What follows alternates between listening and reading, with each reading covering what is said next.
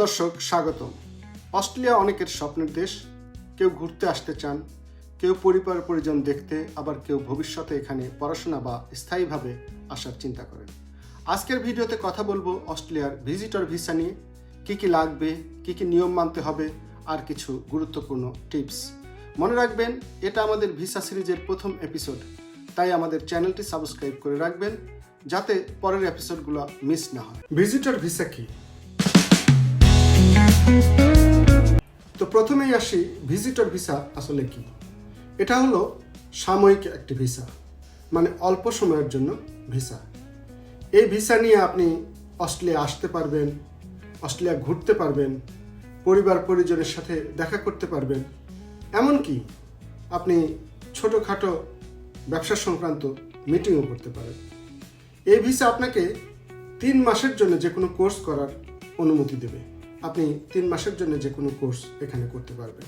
এই ভিসায় সাধারণত আপনি ওয়ান অ্যারাইভালে 3 মাস, 6 মাস বা 12 মাস পর্যন্ত আপনি থাকতে পারবেন।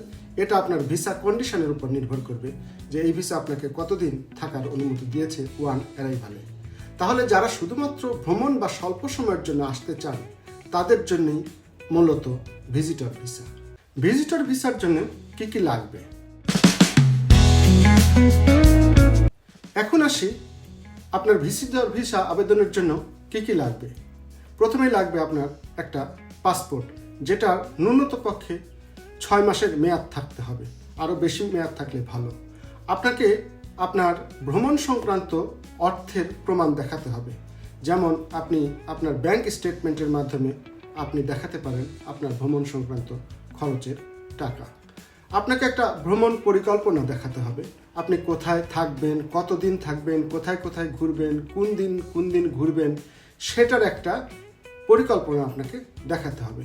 আপনি যদি বন্ধুবান্ধব বা আত্মীয় স্বজনের বাড়িতে বেড়াতে চান বা তাদের সাথে সাক্ষাৎ করতে চান, তাহলে তাদের কাছ থেকে একটা ইনভাইটেশন নিলে আপনার ভিসা পাওয়ার পসিবিলিটিটা অনেক বেড়ে যাবে। আরেকটা বিষয় আপনারা মনে রাখবেন যে ভিসা একটা স্বাস্থ্য বীমা, হেলথ ইন্স্যুরেন্স করা থাকলে ভালো, কারণ যে কোনো সময় আপনার যে কোনো ঘটনা ঘটতে পারে। এই হেলথ ইন্স্যুরেন্স আপনাকে সাহায্য করবে আপনার চিকিৎসার খরচ মেটাতে। আরেকটি বিষয় হলো, ভিসা সংক্রান্ত আইন কানুন নিয়ম কিন্তু একটা চলমান প্রক্রিয়া, এটা যে কোনো সময় পরিবর্তন হতে পারে। এজন্যে ভিসা সংক্রান্ত কোনো নিয়ম পরিবর্তন হয়েছে কিনা, এজন্যে অস্ট্রেলিয়ান সরকারি যে ওয়েবসাইট আছে সেটা আপনি দেখে আপনার ভিসা আবেদনটি করতে পারেন। নতুন যদি কোনো নিয়ম থাকে, তাহলে নতুন নিয়মের যে সমস্ত ওয়ান্টিং থাকবে বা চাওয়া থাকবে